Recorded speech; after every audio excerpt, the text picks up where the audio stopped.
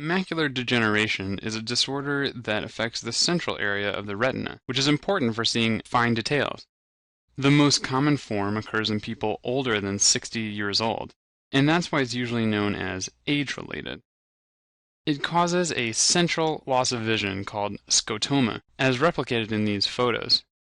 It starts out as dry macular degeneration, which is slowly but gradually progressive. On optoexam, you'll see drusen spots, which are basically fat deposits. As the disease progresses, the central scotoma gets bigger, but peripheral vision is usually preserved. Then, in about 10% of people, dry MD progresses to wet MD, which is rapidly progressive.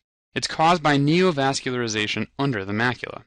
Blood and fluid leak and further damage the macula. This causes acute vision loss. The earliest sign is that straight lines begin appearing distorted and wavy. Take a look at this example. People who have dry MD screen themselves with the Amsler grid. When the lines become wavy, they know it's time to call the ophthalmologist. Treatment is with VEGF inhibitors to prevent further neovascularization. Visual field defects. There are 3 rules you need to remember, and then you can reason your way through most all these lesions. The fibers from the nasal retina will cross at the optic chiasm. This translates into the temporal part of the visual field. Hemianopias must occur before the lateral geniculate nucleus. Right. After the LGN, individual lesions produce quadrantic anopias. Now, thirdly, the superior radiation carries info from the lower visual field. The inferior radiation carries info from the superior visual field. Now, what would a lesion in the optic nerve produce? The optic nerve is before the optic chiasm, so this lesion would produce a complete anopia on the affected side. What would a lesion in the optic tract produce? Here you would get a homonymous hemianopia.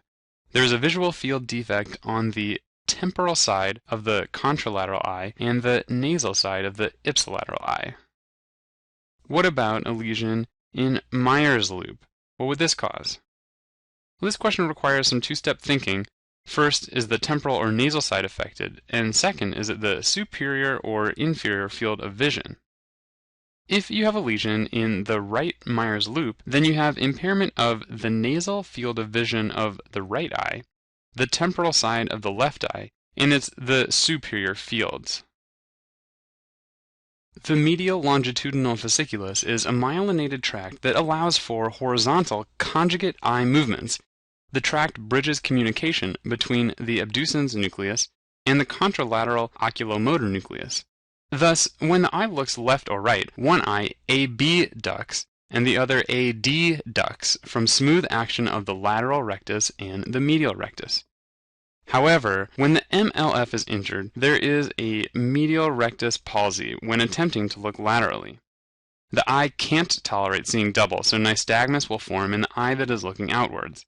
Bilateral MLF is pathognomonic for multiple sclerosis, especially when seen in young female patients.